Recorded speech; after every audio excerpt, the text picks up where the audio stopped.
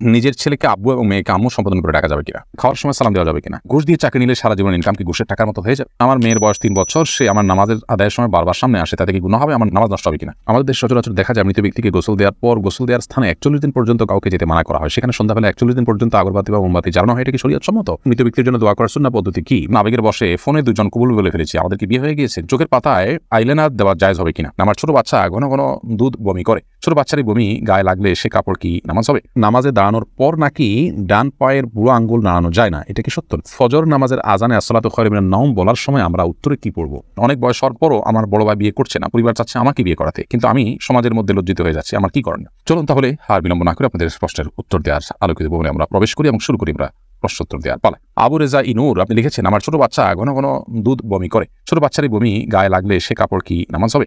বাচ্চা যদি বমি করে এবং সেটা আপনার কাপড় লেগে যায়, অবশ্যই যে অংশ লাগবে সে অংশ নাপাক হবে, অংশ আপনি ধুয়ে ফেলবেন, বাকি কাপড় পাকাচ্ছে বাকি থাকবে, যেটুকু লাগবে সেটুকু ধুয়ে ফেললে পাক হয়ে যাবে। এইচএস সাথে আপনি লিখেছেন, পার্লারে কোকড়া চুল সোজা করলে কি গুনাহ হবে?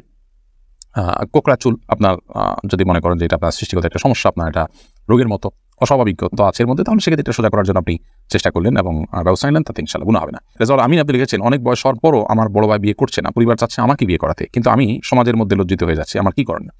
লজ্জিত আর কিছু নেই, বিয়ে বড় ভাইয়ের আগে ছোট ভাই করলে যে কোনো গুনাহ হয় এরকম না, এটাকে দোষণীয় মনে করাটা আমাদের সমাজের ত্রুটি, বরং অতএব সমাজের ভুল ভাঙার চেষ্টা করাটা দোষণীয় কিছু না। আপনার পরিবার যে আপনাকে বিয়ে করতে চাচ্ছে এটাই তো শুকর আদায় করার মতো বিষয়।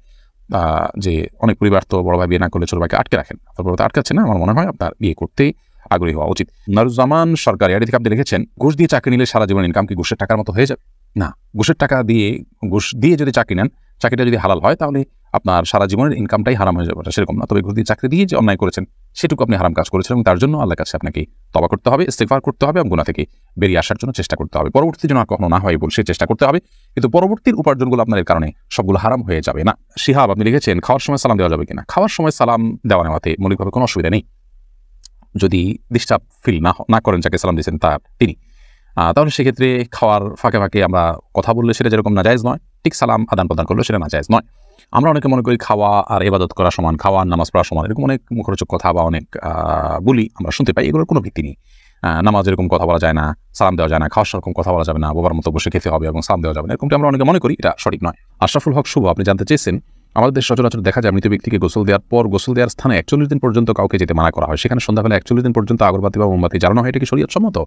কোনো জায়গায় মৃত ব্যক্তিকে গোসল দেওয়া হলে সেখানে এই প্রথাটি আমাদের সমাজে অনেক ক্ষেত্রেই প্রচলিত আছে, যে আগরবাতি বা মোমবাতি ইত্যাদি সেখানে আপনার জ্বালানো হয় এবং সন্ধ্যাবেলা 41 দিন পর্যন্ত এই কাজটি করা হয়, কেউ সেখানে যেতে চাইলে নিষেধ করা হয়। এটি সম্পূর্ণ কুসংস্কার এবং এ ধরনের বিশ্বাসগুলো শিরকি বিশ্বাস, কুসংস্কারচ্ছন্ন বিশ্বাস, এর বেশিরভাগই এসছে হিন্দু সমাজ থেকে।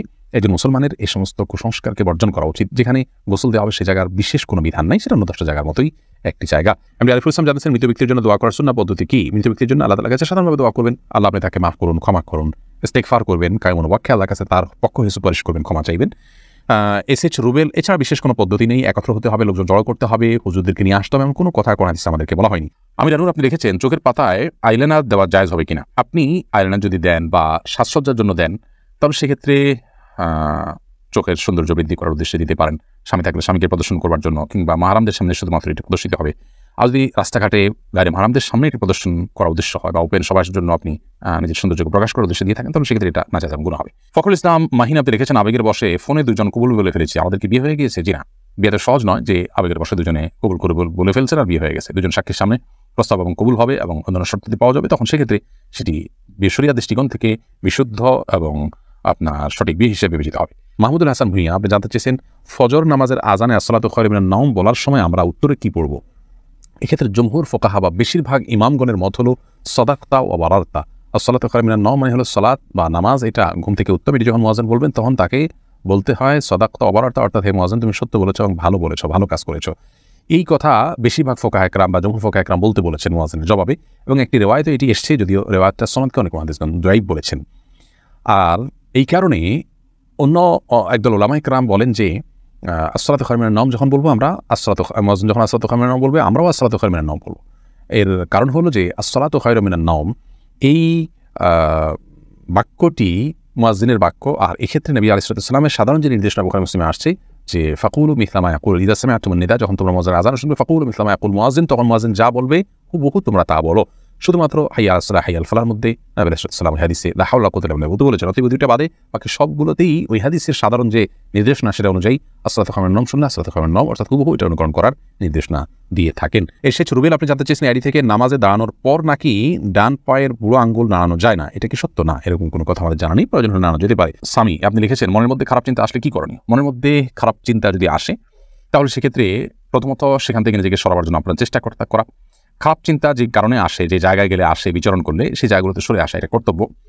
আর আল্লাহ সম্পর্কে, আখিরাত সম্পর্কে বাজে চিন্তা ইত্যাদি অনেক সময় আসে, এরকম আসলে তাহলে সেক্ষেত্রে বাম দিকে 3 বার প্রতীকী থুতু ফেলে থুতু এভাবে 3 বার প্রতীকী থুতু ফেলা এবং আমানতু বিল্লাহি ওয়া রাসূলিহি পড়া এবং আউযু বিল্লাহি মিনাশ শাইতানির রাজিম পড়া, এগুলোর মাধ্যমে ইনশাআল্লাহ বিদিনিল্লাহ আমরা মনের বাজে চিন্তাকে দূর করার চেষ্টা করতে পারি। কবির বেগম লিখেছেন আমার মেয়ের বয়স 3 বছর, সে আমার নামাজের আদায়ের সময় বারবার সামনে আসে, তাতে কি গুনাহ হবে? আমার নামাজ নষ্ট হবে কিনা?